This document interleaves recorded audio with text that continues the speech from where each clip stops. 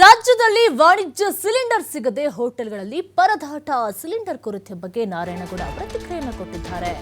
ನಾರಾಯಣಗೌಡ ಮೈಸೂರು ಜಿಲ್ಲೆ ಹೋಟೆಲ್ ಮಾಲೀಕರ ಸಂಘದ ಅಧ್ಯಕ್ಷ. ಹೋಟೆಲ್ಗೆ ಕರೆ ಮಾಡಿ ಕೇಳಿ ಊಟವನ್ನ ಬುಕ್ ಮಾಡುವಂತ ಸ್ಥಿತಿ ಬಂದಿದೆ. ಈಗ ಹೆಚ್ಚಿನ ಬೆಲೆಗೆ ಗ್ಯಾಸ್ ಅನ್ನು ಖರೀದಿಸಿ ಹೋಟೆಲ್ ಅನ್ನು ನಡೆಸ್ತಾ ಇದ್ದೇವೆ. ಗ್ಯಾಸ್ ಸಮಸ್ಯೆಯಿಂದ ಮೈಸೂರಿಗೆ ಪ್ರವಾಸಿಗರ ಸಂಖ್ಯೆ ಸಹ ಕಡಿಮೆಯಾಗಿದೆ. ಎಲ್ಲಿಂದ ಎಲ್ಲಿಗೆ ಎಫೆಕ್ಟ್ ಆಗ್ತಾ ಇದೆ ನೋಡಿ. ಪ್ರವಾಸೋದ್ಯಮಕ್ಕೂ ಸಹ ಹೊಡೆತ ಬೀಳ್ತಾ ಇದೆ. ಯಾವಾಗಲೂ ಸಹ ಮೈಸೂರಿನಲ್ಲಿ ಜನ ಜಿಗಿಗುಡ್ತಾ ಇದ್ರು. ಆದರೆ ಈಗ ಗ್ಯಾಸ್ನಿಂದ ಪ್ರವಾಸಿಗರು ಸಂಖ್ಯೆ ಸಹ ಕಡಿಮೆ ಆಗ್ತಾ ಇದೆ. ಸಚಿವ ಮುನಿಯಪ್ಪ ಅವರು 1 ವಾರ ಸಹಕಾರ ಕೊಡುವಂತೆ ಹೇಳಿದ್ರು. ನಾವು ಸಹಕಾರವನ್ನ ಕೊಡ್ತಾ ಇದ್ದೇವೆ ಅಂತ ಹೇಳಿ ನಾರಾಯಣಗೌಡ ಹೇಳಿಕೆಯನ್ನು ಕೊಟ್ಟಿದ್ದಾರೆ.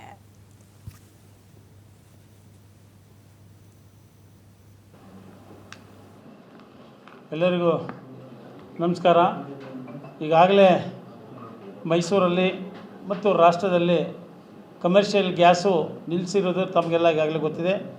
ತಾವು ಈಗಾಗಲೇ ಸುದ್ದಿನ ಮಾಡಿದಿರಿ. ಹೇಳಿ ಕೇಳಿ ಮೈಸೂರಲ್ಲಿ ಪ್ರವಾಸೋದ್ಯಮ ನಗರ. ಪ್ರವಾಸಿಗರು ದಿನನಿತ್ಯ ಸೋಮವಾರದಿಂದ ಶುಕ್ರವಾರವರೆಗೂ 50,000 ಜನ ಮೈಸೂರಿಗೆ ಭೇಟಿ ನೀಡ್ತಾರೆ. ವೀಕೆಂಡಲ್ಲಿ ಲಾಂಗ್ ವೀಕೆಂಡಲ್ಲಿ 1.5 ಲಕ್ಷದಿಂದ 2 ಲಕ್ಷ ಜನ ಮೈಸೂರಿಗೆ ಭೇಟಿ ನೀಡ್ತಾರೆ. ಇಂಥ ಸಂದರ್ಭದಲ್ಲಿ ಪ್ರವಾಸೋದ್ಯಮ ನಗರ ಮೈಸೂರಿಗೆ ಪ್ರವಾಸಿಗರು ಬರೋದೇ ಹಿಂದೆ ಮುಂದೆ ನೋಡುವಂಥ ಪರಿಸ್ಥಿತಿ ನಿರ್ಮಾಣ ಆಗಿದೆ. ಈಗಾಗಲೇ 50% ಪ್ರವಾಸಿಗರು ಊಟೋಪಚಾರ ಸಿಗುತ್ತಾ ಇಲ್ಲವಾ ಅಂತ ಹೇಳ್ಬಿಟ್ಟು ಕೇಳ್ಕೊಂಡು ರೂಮ್ ಬುಕ್ ಮಾಡ್ತಾ ಇದ್ದಾರೆ. ರೂಮ್ಗಳು ಈಗಾಗಲೇ ಬುಕ್ ಆಗಿರೋ ಸಾಕಷ್ಟು ರದ್ದಾಗಿದ್ದಾವೆ.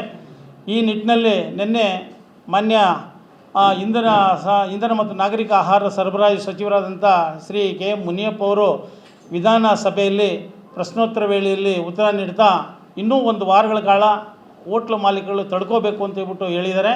ನಾವು ತಡ್ಕೊಳ್ತಾ ಇದ್ದೀವಿ.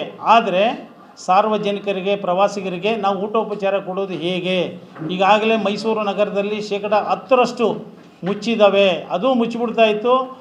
ಹೊರಗಡೆ ಪ್ರೈವೇಟ್ನವರು ಗ್ಯಾಸು ಸ್ವಲ್ಪ ದುಬಾರಿ ಬೆಲೆ ಆದರೂ ಪರವಾಗಿಲ್ಲ ಅಂತ ಹೇಳ್ಬಿಟ್ಟು ಪ್ರೈವೇಟ್ನವರು ಗ್ಯಾಸ್ಗಳನ್ನ ನೀಡ್ತಾ ಇರೋದ್ರಿಂದ ಅದು ಹೆಚ್ಚಿಗೆ ಮುಚ್ಚೋದಕ್ಕೆ ಆಗಲಿಲ್ಲ.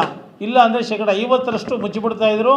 ಆ ಪ್ರೈವೇಟು 6 ಕಂಪನಿಗಳಿವೆ. 6 ಕಂಪನಿಯವರು ಕೂಡ ದುಬಾರಿ ಮೊತ್ತಕ್ಕೆ ಕೊಡ್ತಾ ಇದ್ದಾರೆ. ಅವ್ರಿಗೆ ಪ್ರೊಡಕ್ಷನ್ ಕಾಸ್ಟ್ ಜಾಸ್ತಿ ಆಗೋದ್ರಿಂದ ಅವ್ರು ಹೇಳ್ತಾ ಇದ್ದಾರೆ ನಮಗೆ ಜಾಸ್ತಿ ಆಗೋದ್ರಿಂದ ನಾವು ನಿಮಗೆ ಈ ರೇಟಲ್ಲಿ ಕೊಡೋಕ್ಕಾಗೋದಿಲ್ಲ ಅಂತ ಹೇಳ್ತಾರೆ. ಅದರಿಂದ ಕೂಡ ಹೋಟ್ಲು ಉದ್ಯಮಿಗಳು ಅವ್ರ ಹತ್ರ ಸಿಲಿಂಡರ್ಗಳನ್ನ ಪರ್ಚೇಸ್ ಮಾಡಿ ಈಗ ಕೆಲವು ಉದ್ಯಮಗಳು ಕೇವಲ 10% ಮಾತ್ರ ಮುಚ್ಚಿತವೇ ನಡೆಸ್ತಾ ಇದ್ದಾರೆ.